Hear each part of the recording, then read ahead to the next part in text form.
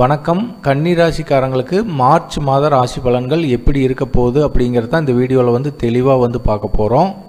கன்னி ராசி காலபுருஷ தத்துவத்தின் அடிப்படையில் பார்க்கும்போது 6வது ராசி. உத்தியோகத்தை குறிக்கக்கூடிய ஒரு ராசி, அடுத்தவங்களுக்கு சேவை செய்யக்கூடிய ஒரு ராசி.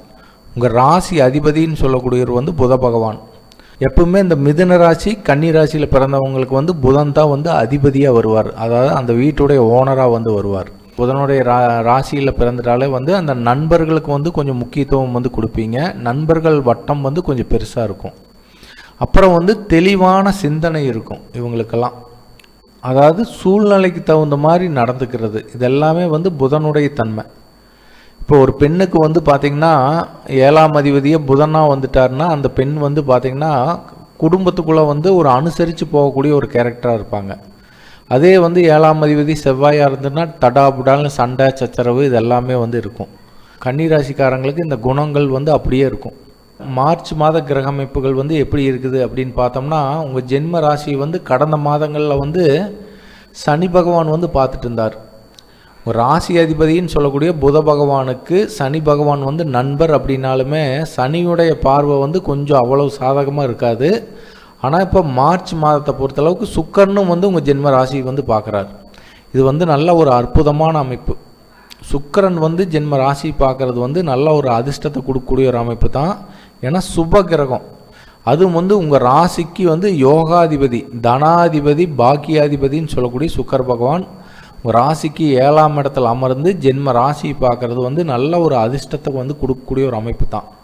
தனாதிபதி பாக்கியாதிபதி 7ஆம் இடத்துல அமர்ந்து ஜென்ம ராசி பார்க்கறதுனால பொருளாதார வரவுகள் சிறப்பாகவே இருக்கும்.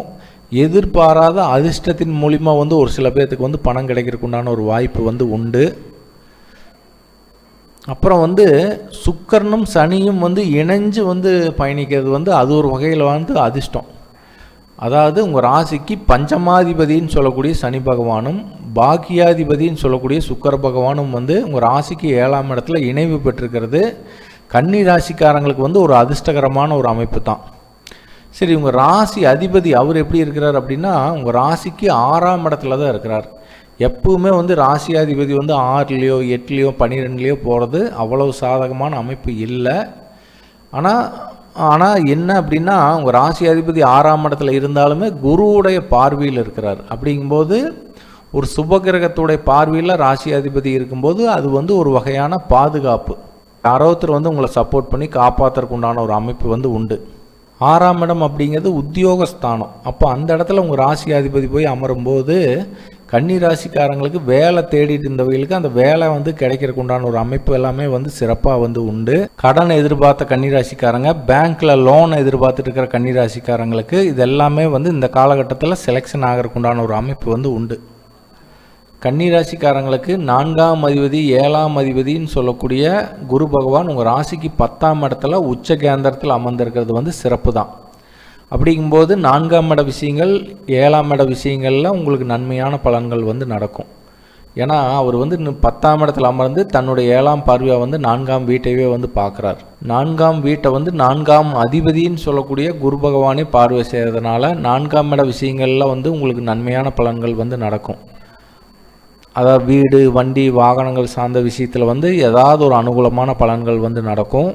உங்களுடைய பிறந்த கால ஜாதகத்தில் நல்ல தசாபுத்திகள் நடந்துட்டு இருந்ததுன்னா இந்த நேரத்தில் ஒரு சில பேர் இடம் வாங்கி போடுவாங்க. வீடு கட்டுறதுக்கு உண்டான ஒரு யோகம் இது எல்லாமே சிறப்பாக உண்டு. ஒரு சில பேர் ஒரு நல்ல வீட்டுக்கு குடி போகும்னு நினச்சிட்டு இருப்பாங்க. அந்த மாதிரி போகிறதுக்கு உண்டான ஒரு சூழ்நிலை எல்லாமே நல்ல முறையில் ஏற்படுத்தி கொடுக்கும். அதுக்கப்புறம் இன்னொரு அதிர்ஷ்டகரமான அமைப்பு என்ன அப்படின்னா, கலத்திரஸ்தானம் சொல்லக்கூடிய 7ஆம் இடத்துல சுக்கர பகவான் அமர்ந்து 7ஆம் அதிபதின்னு சொல்லக்கூடிய குரு பகவான் உச்ச கேந்திரத்தில் இருக்கிறதுனால திருமணம் சார்ந்த விஷயத்தில் உங்களுக்கு நன்மையான பலன்கள் அதிகமாக நடக்கும். ஏன்னா 7ஆம் இடத்துல சனி பகவான் திருமண அமைப்புகளை கொஞ்சம் தாமதப்படுத்திட்டு இருந்தார். இப்போ சுக்கர பகவான் அந்த 7ஆம் இடத்துக்கு போயிருக்கனால கன்னி ராசிக்காரங்களுக்கு இந்த நேரத்தில் வரன் அமைகிறது, வரனை போய் பார்த்துட்டு வர்றது, திருமணம் நல்ல முறையில் முடிக்கிறது, நீண்ட காலமாக திருமண அமைப்பு கைகூடாத கன்னிராசிக்காரங்களுக்கு இந்த மாதிரி காலகட்டத்தில் கைகூடுறதுக்கு உண்டான ஒரு சூழ்நிலை எல்லாமே ஏற்படுத்தி கொடுக்கும். கணவன் மனைவிக்குள்ளே நல்ல ஒரு அந்யூன்யமான அமைப்பை ஏற்படுத்துறதுக்கு உண்டான ஒரு வாய்ப்பு எல்லாமே சிறப்பாக உண்டு. ஸோ 4ஆம் அதிபதி 7ஆம் அதிபதினு சொல்லக்கூடிய குரு பகவான் உச்ச கேந்திரத்தில் இருக்கிறது வந்து நல்ல ஒரு அதிர்ஷ்டத்தை கொடுக்கக்கூடிய ஒரு அமைப்பு தான். அவர் வந்து தன்னுடைய 5ஆம் பார்வையாக வந்து தனஸ்தானத்தை வந்து பார்க்குறார். தனஸ்தானாதிபதினு சொல்லக்கூடிய சுக்கிர பகவானும் வந்து உச்ச பலம் அடைஞ்சிருக்கிறார். தனஸ்தானத்தை குரு பகவான் பார்வை செய்கிறதுனால கன்னிராசிக்காரங்களுக்கு வந்து பொருளாதார வரவுகள் வந்து சிறப்பாகவே இருக்கும். அதில் எந்த ஒரு தங்கு தடைகளும் வந்து ஏற்படாது. ஸோ ஒரு நல்ல அமைப்பில் இருக்குது. அதுவும் வந்து தனாதிபதி பாக்கியாதிபதி வந்து 7ஆம் இடத்துல உச்சபலம் அடைகிறது வந்து ஒரு நல்ல அதிர்ஷ்டத்தை கொடுக்கக்கூடிய ஒரு அமைப்பு தான். உங்கள் ராசியாதிபதி வந்து 6க்கு போயிருக்கிறது ஒரு சின்ன மைனஸ். ஆனால் குரு பார்வையில் இருக்கிறதுனால பெரிய அளவில் பாதிப்புகள் வந்து இல்லை. கன்னிராசிக்காரங்களுக்கு அதிர்ஷ்டமான நாட்கள் அப்படின்னு பார்க்கும்போது மார்ச் 7ஆம் தேதி 8ஆம் தேதி அன்னைக்கு வந்து கோச்சார சந்திரன் வந்து உங்கள் ராசிக்கு 2ஆம் இடம் சொல்லக்கூடிய துலா ராசியில் வந்து பயணிப்பார். குருவுடைய பார்வையில் வந்து பயணிப்பார். அப்படி பயணிக்கும்போது தன விஷயங்கள் சம்மந்தப்பட்ட விஷயங்களில் வந்து உங்களுக்கு ஒரு நல்ல ஒரு வருமானம் வந்து கிடைக்கிறதுக்கு உண்டான ஒரு வாய்ப்பு வந்து உண்டு. பண விஷயமாக வந்து நீங்கள் அந்த 2 நாட்களை பயன்படுத்திட்டிங்கன்னா உங்களுக்கு நல்ல முறையில் வந்து சப்போர்ட் பண்ணும். குடும்ப விருத்தி வந்து அடையும் அந்த காலகட்டத்தில். அதாவது பண விஷயங்கள், தன விஷயம் சார்ந்த விஷயங்கள், பொருளாதார சம்மந்தப்பட்ட விஷயங்களில் வந்து அந்த 2 நாட்களை வந்து நீங்கள் பயன்படுத்தினீங்கன்னா உங்களுக்கு தொட்டது தொடங்கும். ஒரு நல்ல அதிர்ஷ்டகரமான பலன்கள் வந்து நடக்கும். எப்போ? மார்ச் 7ஆம் தேதி 8ஆம் தேதி.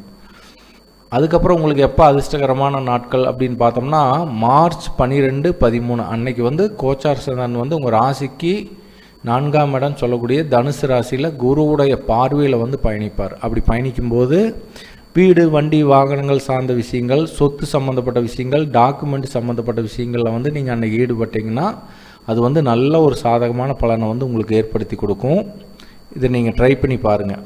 அதுக்கப்புறம் அதிர்ஷ்டமான நாட்கள் அப்படின்னு பார்க்கும்போது மார்ச் 25, 26 அன்றைக்கி வந்து கோச்சார சந்திரன் வந்து உங்கள் ராசிக்கு 10ஆம் இடத்துல குருவுடைய இணைவில் வந்து பயணிப்பார். அப்படி பயணிக்கும்போது தொழில் சார்ந்த விஷயத்தில் வந்து நீங்கள் என்ன முடிவுகள் எடுத்தீங்கனாலுமே அன்றைக்கி வந்து சாதகமான பலன்களை வந்து அற்புதமாக கொடுக்கும். ஏன்னா 10ஆம் இடத்துல குரு பகவான் அமர்ந்து கோச்சார சந்திரன் வந்து அந்த ராசிக்குள்ளே போகும்போது தொழில் சார்ந்த விஷயத்தில் வந்து நீங்கள் என்ன முடிவு எடுத்தீங்கனாலுமே உங்களுக்கு சாதகமான பலன்களை வந்து அதிகமாக வந்து பெற்றுக் கொடுக்கும். அந்த 2 நாட்களை வந்து நல்ல முறையில் வந்து பயன்படுத்திக்கங்க. அதுக்கப்புறம் கன்னிராசிக்காரங்க கவனமாக இருக்க வேண்டிய சந்திராஷ்டம நாள் வந்து எப்போ வருது அப்படின்னா மார்ச் 21, 22 அன்றைக்கி வந்து கோச்சார சந்திரன் வந்து உங்கள் ராசிக்கு 8ஆம் இடம் சொல்லக்கூடிய மேச ராசியில் வந்து பயணிப்பார். அப்படி பயணிக்கும்போது உங்களுக்கு வந்து சந்திராஷ்டமம் வந்து ஏற்படும். அப்படிங்கும்போது அந்த 2 நாட்களை வந்து நீங்கள் கொஞ்சம் கவனமாக கடங்க. யாருக்கிட்டையுமே தேவையில்லாத ஆர்கியூமெண்ட்டோ வாக்குவாதமோ செய்யாதீங்க. கன்னிராசிக்காரங்களுக்கு வழிபாடுன்னு பார்க்கும்போது உங்கள் ராசி அதிபதினு சொல்லக்கூடிய புத பகவானுக்கு அதிதெய்வம் சொல்லப்படக்கூடிய மகாவிஷ்ணுவை வந்து தொடர்ந்து நீங்கள் வழிபாடு செஞ்சுட்டு வரலாம். அதுக்கப்புறம் வந்து மதுரை மீனாட்சி அம்மனும் வந்து புதனுக்குண்டான ஒரு அம்சமாக கருதுறதுனால புதன்கிழமை நாளில் வந்து மதுரை மீனாட்சி அம்மனையும் வந்து தொடர்ந்து நீங்கள் வழிபாடு செய்யலாம். பெருமாள் வழிபாடு செய்கிறதும் வந்து நல்ல ஒரு அதிர்ஷ்டத்தை வந்து உங்களுக்கு ஏற்படுத்தும். அதிர்ஷ்டமான எண்ணுன்னு பார்க்கும்போது 5ஆம் எண்ணை வந்து நீங்கள் அதிகமாக பயன்படுத்துகிறீங்கன்னா நல்ல ஒரு அதிர்ஷ்டத்தை வந்து கொடுக்கும். அதிர்ஷ்டமான கலர்னு பார்க்கும்போது பச்சை கலரை வந்து நீங்கள் அதிகமாக வந்து பயன்படுத்துங்க. சாதகமான திசைன்னு பார்க்கும்போது தெற்கு திசை வந்து ஒரு நல்ல சாதகமான பலனை வந்து உங்களுக்கு கண்டிப்பாக வந்து கொடுக்கும். கன்னிராசிக்காரங்களை பொறுத்தளவுக்கு மார்ச் மாத கிரக அமைப்புகள் வந்து ஓரளவுக்கு சாதகமாக இருக்கிறதுனால நல்ல அதிர்ஷ்டகரமான பலன்கள் வந்து உங்களுக்கு அதிகமாக நடக்கும்னு சொல்லி மீண்டும் அடுத்த ராசியான துலா ராசியில் சந்திக்கலாம் நண்பர்களே. வணக்கம், வாழ்த்துக்கள்.